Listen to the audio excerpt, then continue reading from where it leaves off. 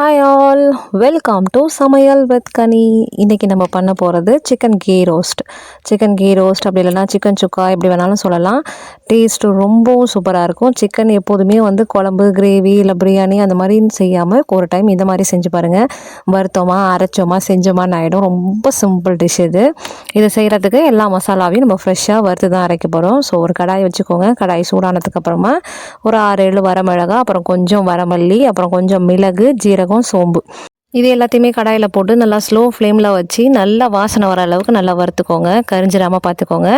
இது நல்லா வறுபட்டதுக்கப்புறமா இதை அப்படியே ஒரு மிக்ஸி ஜாரில் மாற்றி இதை நல்லா ஆற வச்சுக்கோங்க.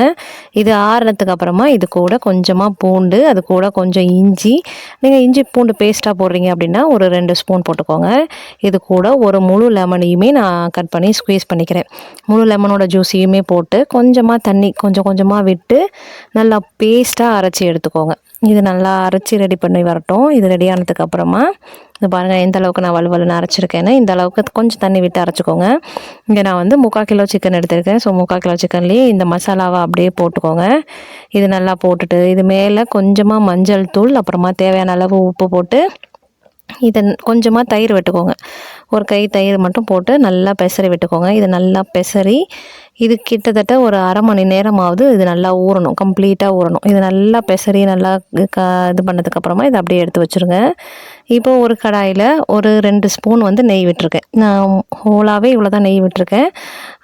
கொஞ்சம் 2 ஸ்பூன் நெய் விட்டு இது கூட கொஞ்சமாக சோம்பு, அது கூட கொஞ்சம் கருவேப்பிலை, ஒரு 3 பெரிய வெங்காயத்தை கட் பண்ணி வச்சுருக்கேன். இதனை இது கூட போட்டுக்கிறேன்.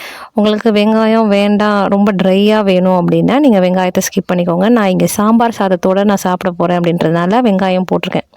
இது கூட வெங்காயம் நல்லா வதங்கினதுக்கு அப்புறமா நம்ம ஊற வச்சுருக்க சிக்கனையும் இது கூட சேர்த்து வெங்காயம் சிக்கன் எல்லாத்தையுமே நல்லா பரட்டி விட்டுக்கோங்க. வெங்காயம் நான் ஸ்லோ குக் பண்ண போகிறதுனால வெங்காயம் ரொம்ப வேக வைக்கல. 2 பரட்டு மட்டும் பரட்டிட்டு சிக்கன் போட்டேன்.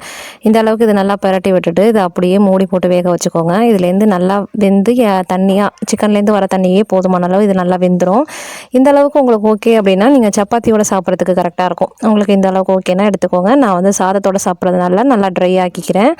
நெய்யெலாம் நல்லா பிரிஞ்சு வந்ததுக்கப்புறமா இது மேலே கை நிறைய கொத்தமல்லி தழை தூவி நல்லா சூப்பராக சாப்பிடு பாருங்கள். டேஸ்டான சிக்கன் சுக்கா இல்லை சிக்கன் கீ ரோஸ்ட் எப்படி வேணாலும் சொல்லலாம். நல்லா சூடான சாம்பார் சாதம் இல்லை ரச சாதத்தோடலாம் இது சூப்பராக இருக்கும். ட்ரை பண்ணி பாருங்கள். சிக்கன் வாங்கினா ஒரே மாதிரி செய்யாமல் டிஃப்ரெண்ட்டாக ட்ரை பண்ணி பாருங்கள். அவ்வளோதான். Happy cooking.